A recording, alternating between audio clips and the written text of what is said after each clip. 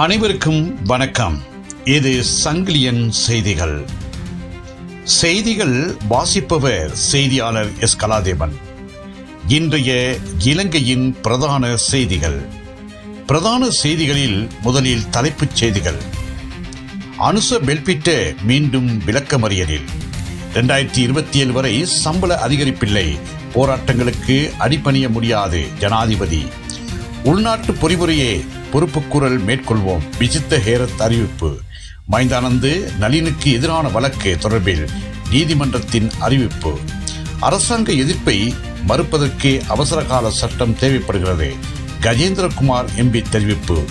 உயர் நீதிமன்ற நீதியரசர் யசந்த கோத்தாகுட பதில் பிரதம நீதியரசராக நியமனம். பரபரப்பாக போகும் நாடாளுமன்றம். சர்ச்சைக்குரிய சட்டமூலம் தொடர்பில் வெளியான தகவல். இனி விரிவான செய்திகள். சங்கிலியன் பார்வையாளர்களுக்கு வணக்கம்.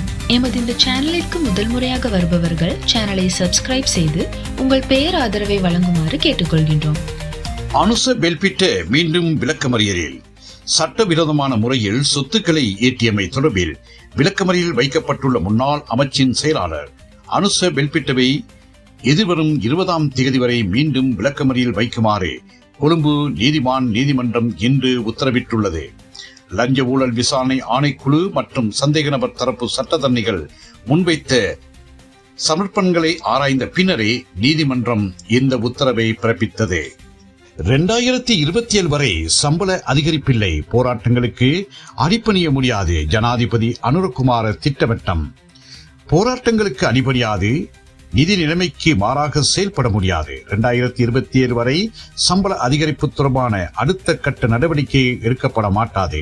கோரிக்கைகளை நிறைவேற்றுவதற்காக அல்லது மேலதிக கொடுப்பனவுகளை வழங்குவதற்காக பணத்தை அச்சிடும் பழக்கத்தை அரசாங்கம் தொடரப்போவதில்லை. நாட்டின் வருமானங்களுக்கு ஏற்பவே செலவினங்கள் அமைய வேண்டும் என்பதில் தாம் உறுதியாக இருப்பதாக ஜனாதிபதி அனுரகுமார திசாநாயக்க திட்டவட்டமாக தெரிவித்தார்.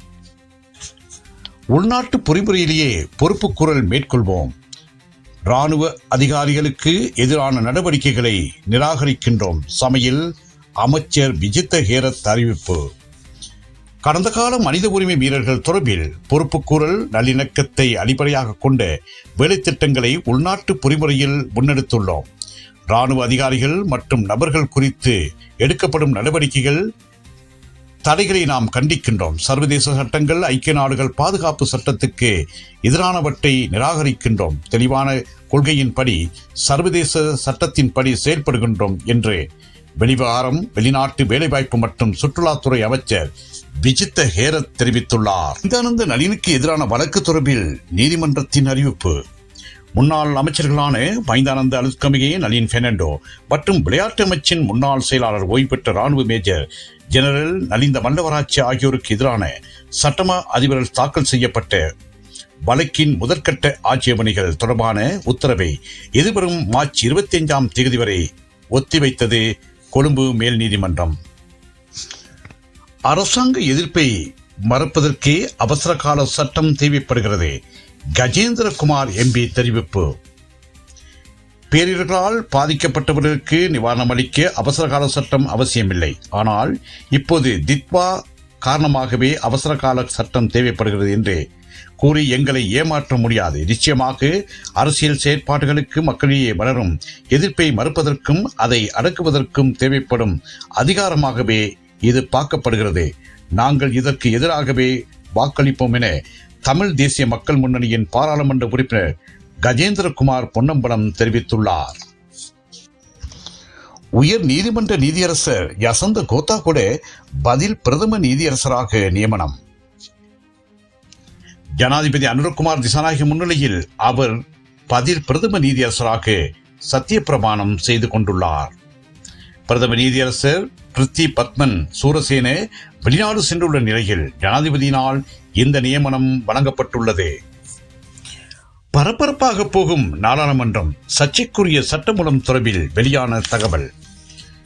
நாடாளுமன்ற உறுப்பினர்களுக்கான ஓய்வூதியத்தை ரத்து செய்யும் சட்டமூலம் இம்மாதம் 17ஆம் தேதி விவாதத்துக்கு எடுத்துக்கொள்ள நாடாளுமன்ற விவாக குழு திட்டமிட்டுள்ளதாக அவைத் தலைவர் அமைச்சர் பிம்பல் ரத்நாயகா தெரிவித்துள்ளார். நாடாளுமன்ற உறுப்பினருக்கான ஓய்வூதியத்தை ரத்து செய்யும் சட்டமூலம் அன்றைய தினம் நிறைவேற்றப்படும் என்றும் அவர் கூறினார். இத்துடன் இலங்கையின் இன்றைய பிரதான செய்திகள் நிறைவேறுகின்றன.